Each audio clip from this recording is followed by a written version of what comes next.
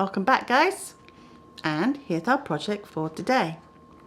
Now, I was going to do a lot of egg puns, but I've resisted. So, are you ready? Let's get cracking. Sorry.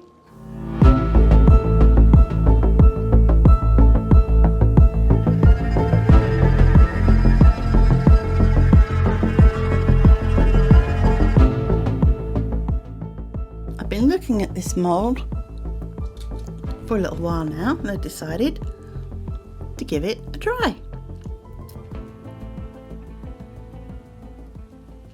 Yeah, I did all the lattice work off camera because, yeah, it takes a while.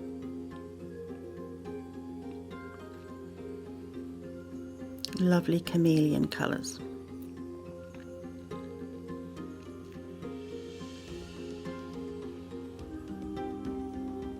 So this is a nice process. You can just sit and zen out and do your mica powder. That's what I do. I find it relaxing.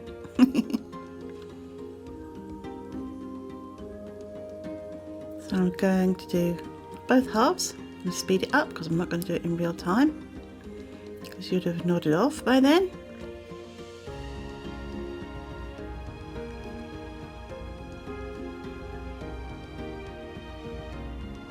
So I'm going to do two versions. I'm going to do this gold and blue by just putting on the mica powder, the chameleon mica powder, and then I'm going to do a silver trellis work and green diamonds version, and that will be mica powder on the trellis work and mixing up resin with green mica powder for the other one. So I have two versions.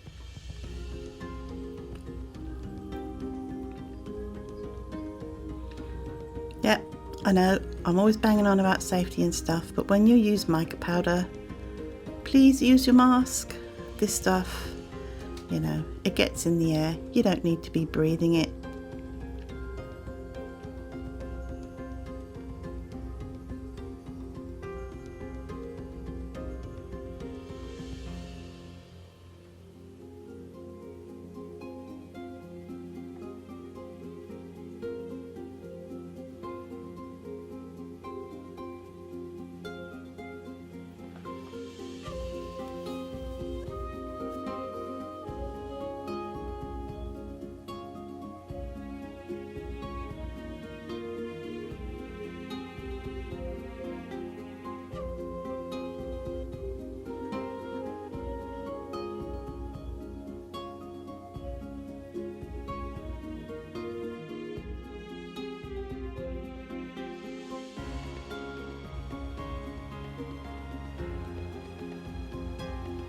A bit of clean up,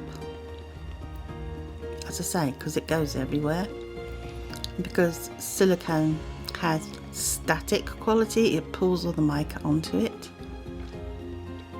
Mixing up our resin.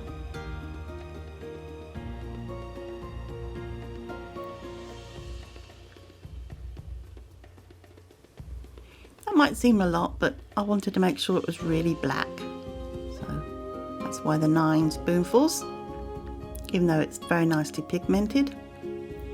I wanted to make sure that it made the mica powders pop. So this was my first attempt, and because I didn't really pay enough attention to the bubbles, it was the first time I've made this mold, this didn't turn out so great. So I decided to show you, you know, what can happen if you don't pay attention, and you'll see a comparison of where I did that first one and then I did the second one, and I paid a lot of attention to the debubbling and the details.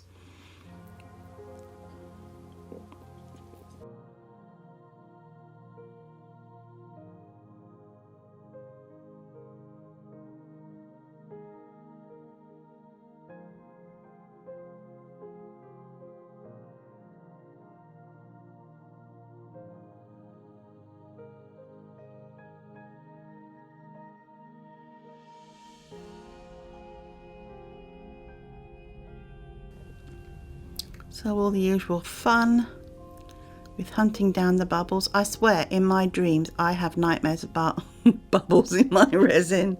Gotta get the bubbles out. Anyway, as I say, in this particular project, yeah, it does pay off.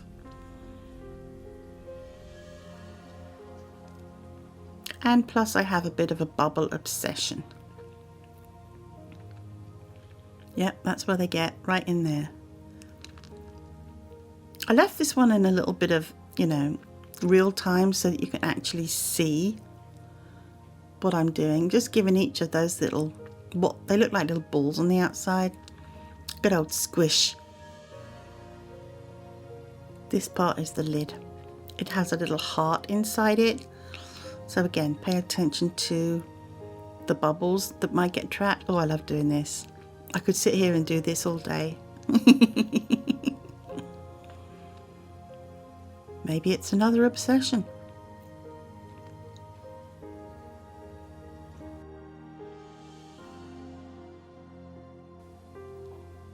Yeah, just go around the edge with the silicone tool to make sure that the resin goes right up to the edge. So I put it on my curing tray. And there you go. There's the evidence that it does pay off. So the one on the left is the first one I did. You can see all the little holes and little ball ones. And the one on the right here, perfect. So pay attention to that detail.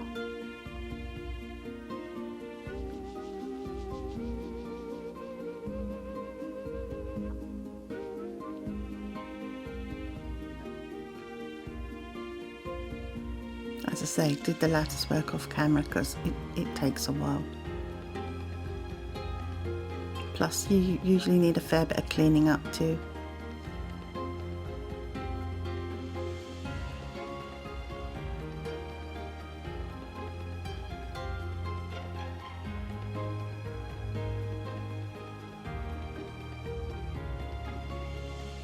So this eye candy, it says set F. These come in sets of 10, I believe. So this was set F, and I also bought set B. They don't come in those little plastic pots, they come in little baggies. I put them in the little cosmetic pots because it's easier to use them, you know, spoon them out. And I think I've mentioned before, if you're new to doing things with resin, or you just want to change up your colors, you know, if you're already a resin maker, I found it's a good idea to buy sets of things. That way you don't pay maybe $7 or $8 or wherever you are, you know, per pot of one color. You get, you know, a kaleidoscope of colors. As I say, in this case, I believe each set B and set F, which is what I'm using, they each have 10 colors in them. And if you find a color that you particularly like, then you could maybe go and order, you know, a larger pot of that color. That's how I do things, especially when I started, because I didn't have much money to deal with things, so I was kind of a little bit frugal in my decision making. Anyway, back to my favorite fetish of debubbling. Again, that's where the bubbles will sit. Give them a little squish and see them off.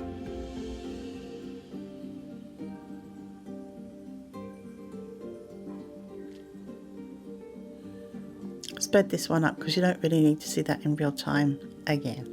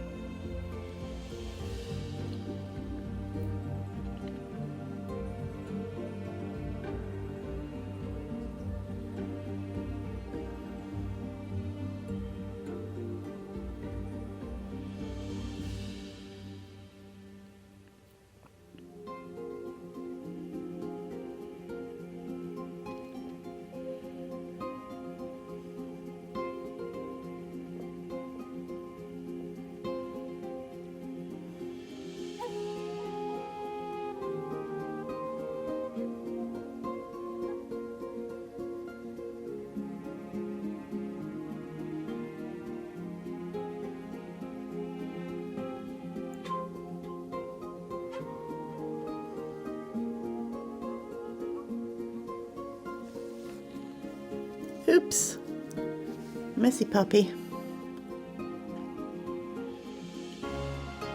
I do try to work tidily, but sometimes, you know, not possible. Especially when you're squishing, you tend to get if you get a Vesuvius effect because you've overloaded the mould. That's why I wear my suit. I don't want a lap full of resin. And I have done that.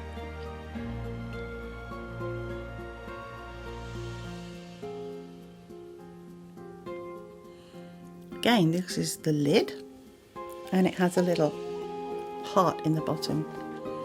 When you're putting on the mica for the lids, I put mine on with a paintbrush because you can really push the mica powder down inside. Give it a shake around in there. Do everything you can to sort of reach those places, because you can't bend a paintbrush to get it in there, so you just sort of have to swish it around in there a bit and do it with the paintbrush and hope that you get it all covered. At least if you have to do the lid, it's not so much to do.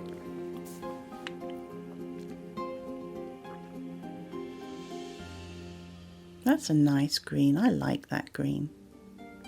Goes well with the silver.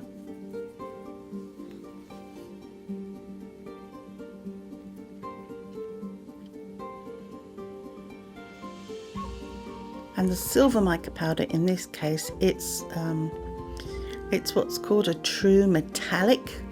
So I believe that means it does actually have metal in it. And it has like a chrome effect.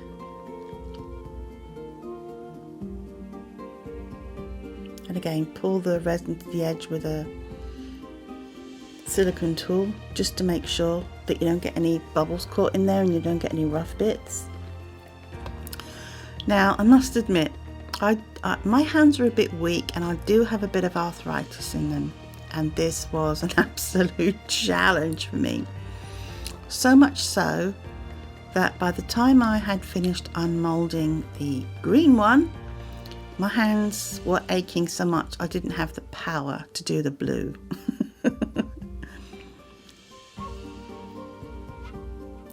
So yes, these silicone molds are tough, very tough.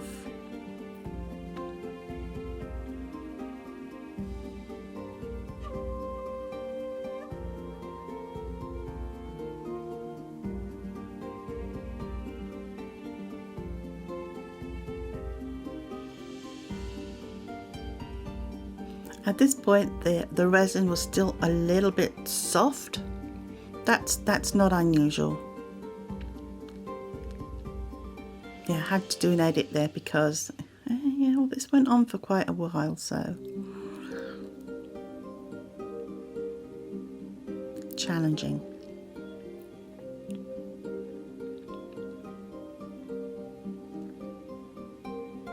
It's like trying to get a snake out of its skin.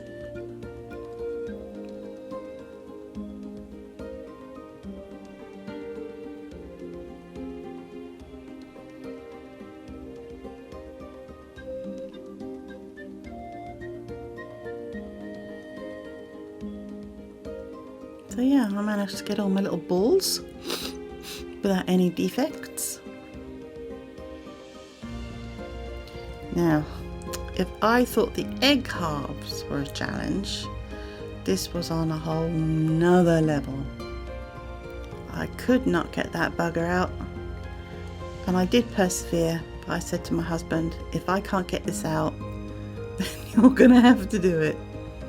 Yeah, this was tough. But we got there. You can see how much I'm pulling on it. So much so that because the resin is still soft, it bent up the bottom. Don't worry about that. Just flatten it out like I do and it'll go back to shape.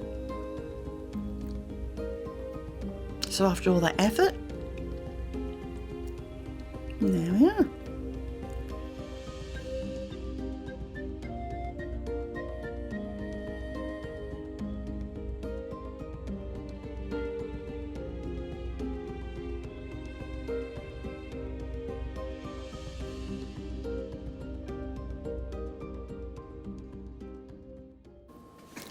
that's it for today. I hope you enjoyed it. If you would consider subscribing and liking and helping my channel to grow, I would appreciate that. If you want more excellent content and crazy puns, hit that notification bell and you'll never miss another one again. Thanks for watching. See you next time.